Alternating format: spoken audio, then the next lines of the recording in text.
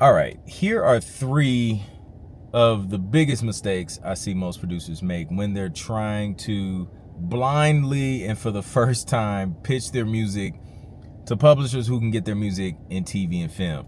So the first mistake being sending the email. So if you've ever gone to like a website for a publisher that specifically places music in TV and film, it's set up a certain way, and a lot of times you can scroll to the bottom of the website or the contact us page and find an email specifically for submissions for new writers.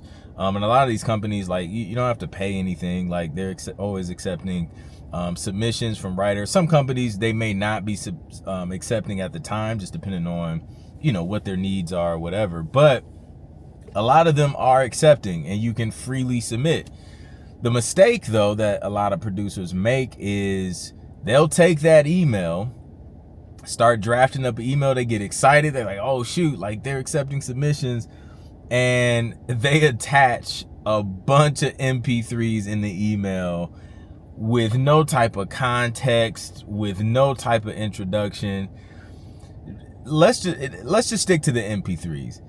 Just don't attach MP3s. And I'm gonna tell you why. MP3s, number one, attached in an email fills up their inbox. So they start losing space because they have all these attachments. And if you're submitting a bunch of attachments, especially if they didn't ask for them, then it's just a lot. It's overwhelming to like listen to. They're not going to sit there and like listen to it, and they may have to download it. If they're on their mobile device, that may be an issue on the go. Like, it's just a hassle.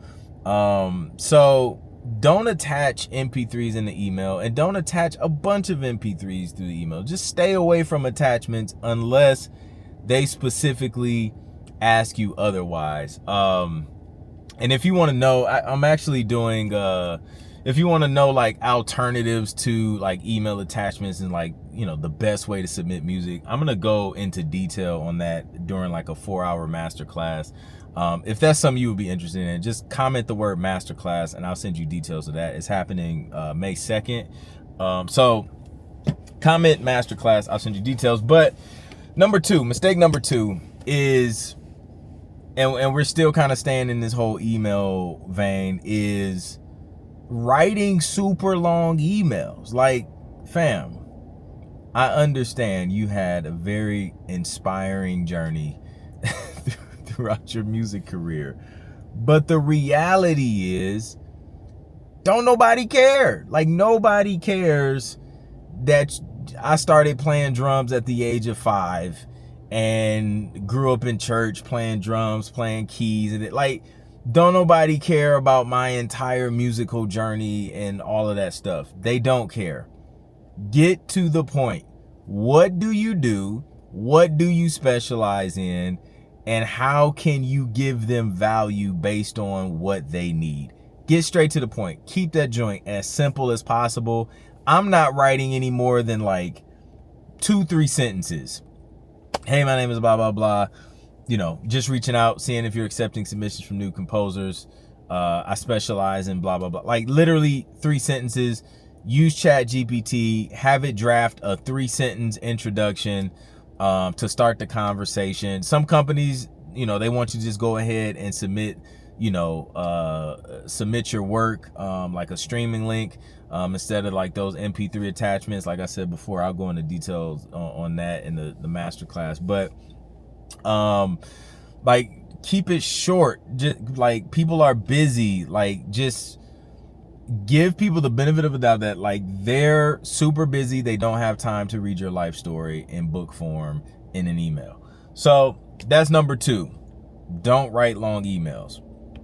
And then number 3 is your contact info. Don't forget your contact info. If you're going to go through the trouble of finding a company that'll be a good fit for your music, if you're going to go through the trouble of coming up with a 2-3 sentence introduction, if you're going to go through the trouble of putting together, a demo reel or like a playlist of your music, don't drop the ball and not include your contact info, because if they actually like your music, they're going to want to get in contact with you. Now, obviously, you're sending an email, so they're going to have that. But what happens if you done click some phishing link on the internet and they done hacked into your email? Now you can't access that email, and they've been trying to get in touch with you, and that was the only way they had to get in touch with you.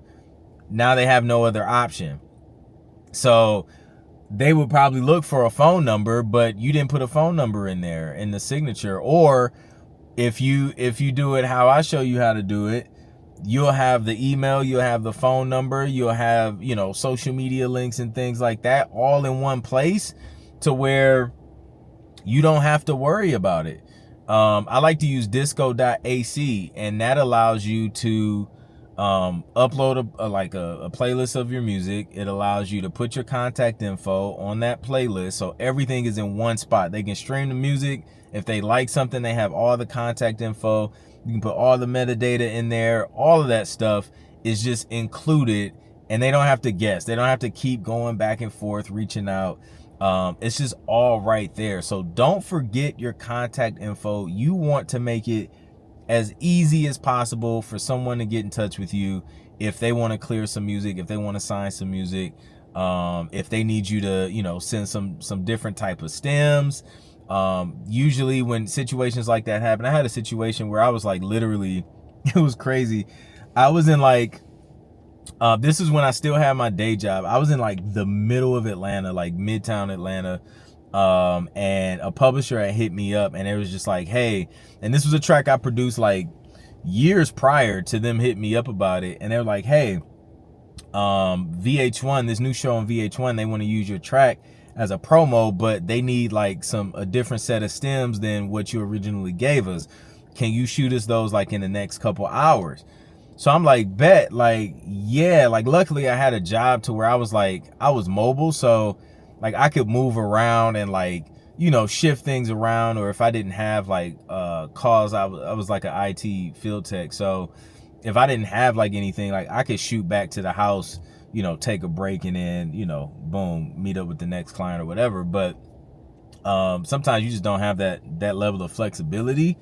But luckily I was able to shoot back to the crib and get those stems out, which it's a whole nother story behind that, because that was not an easy process. But they were able to get in touch with me. And again, I sent those tracks in years ago, but they had updated contact info for me, which is another bonus lesson is anytime you change, addresses or email addresses or phone numbers, make sure your publishers or the people you're working with, sync agents, whatever, music supervisors, have your updated contact info so that they can get in touch with you, because it may take some years for something to pop off, or it may be years later when they decide, hey, we want to use this, but we need something modified. They still have to be able to get in touch with you, and you don't want to leave money on the table because you were hard to get in contact with. So I'm gonna recap these 3 mistakes that I want you to avoid if you're pitching your music for TV placements. Number one, don't attach a million MP3s in the email. Number 2, don't send extra long emails that include your life story and extra long biopic. And then number 3, don't forget to include your contact info. And then the bonus tip was, don't forget to update your contact info with all of the people you're working with. So hopefully that was helpful. If you don't know where to start in terms of getting your music placed in TV and film, click the link in the description.